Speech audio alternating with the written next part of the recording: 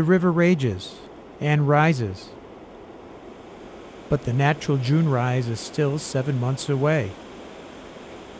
On October 30th, the water in the Poudre River was gushing at 10 times its normal rate. I was invited for a Halloween surprise in Fort Collins Legacy Park to witness something unnatural. Okay, I'm standing here right by the mouth of the Poudre River here, and Gary Wockner invited me down here and said I'd be here for a surprise or a trick or a treat. Which one is it? It's a little of both, actually. It's a trick on the Poudre River, and it's kind of a treat for the people in Fort Collins at a really unusual time of year. Why is the water running so high right now? This is an anomaly on the Poudre River and some other rivers in Colorado where there's kind of an arcane legal issue in the state where the state has what they call a water year. And the water year starts on November 1st and it ends on October 31st.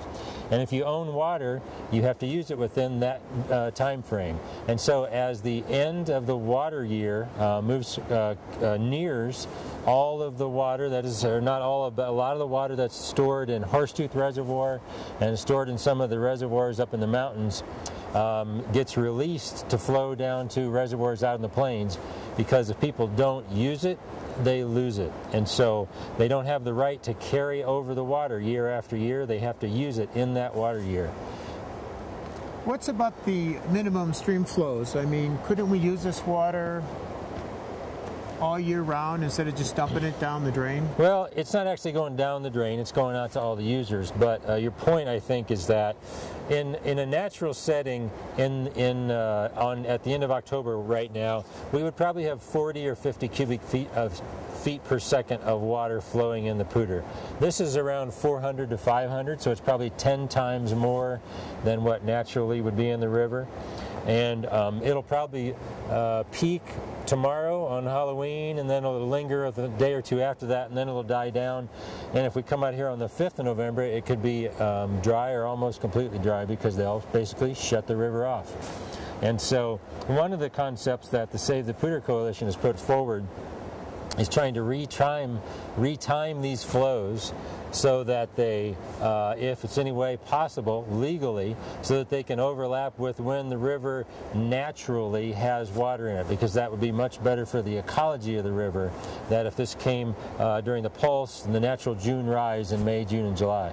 So you're looking for some cooperation to manage the flow. So who would be some of the parties that would be interested in doing that, possibly? Yeah, we're looking for some cooperation, and there's a couple of things. One is you could get more peak flows, but you could also use some of this water potentially to fix some of the dry ups that happen. 6 to 8 months a year, this river can be dry. The water users that are involved are the cities and the agricultural users. 85% of the water that comes out of this river is drained out for agriculture, and about 15% is drained out for cities. The city of Fort Collins and the city of Greeley are two big water users that use this water. This is probably all agricultural water, though, that's going out on the plains out to farmers. And so the farmers own all the water, and if you want to get help keeping water in the river, it's probably going to take some work with farmers to get that done. Great. Gary Wockner, thank you very much. Thank you, Bob.